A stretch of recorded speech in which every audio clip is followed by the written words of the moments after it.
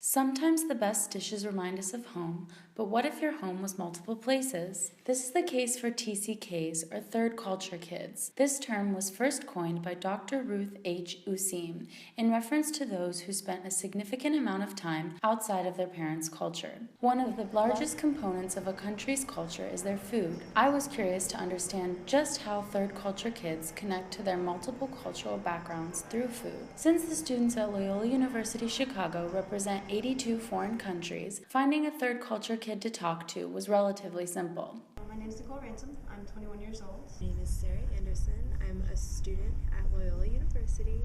My name is Luke Turley.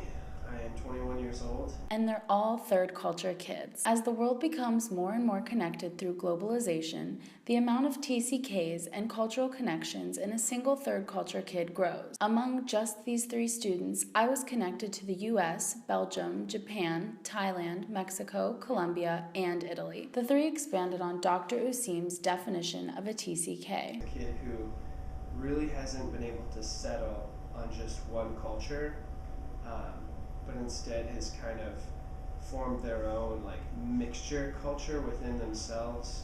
From early on, these kids are exposed to a medley of foods and flavors. I kind of grew up with a weird fusion of Thai, Mexican, American, Colombian food.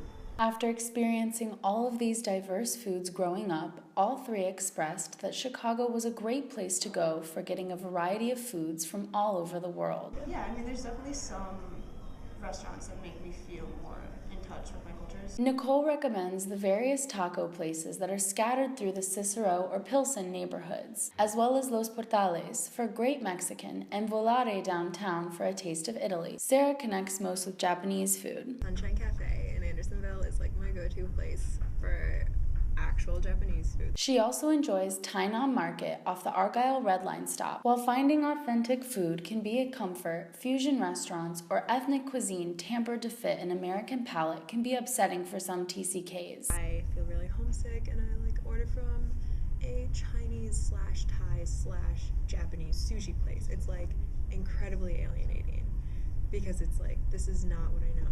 Not all restaurants and shops need to have a direct connection to the home country of a TCK to hold significance. For Turley, the simple smell of fresh bread in a local Latin grocery store reminds him of Brussels. In Brussels, if you have even the tiniest 7-Eleven style shop has to have bread oven and has to make their bread fresh every day. The Von Market just always reminds me of that because it's they have fresh bread all the time. You walk in, you smell bread, and it's oh, this reminds me of Brussels. So why listen to a TCK's food opinion?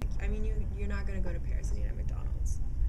So just being able to try that growing up has kind of, opened up my taste, and I'm not content to just eat a single type of food.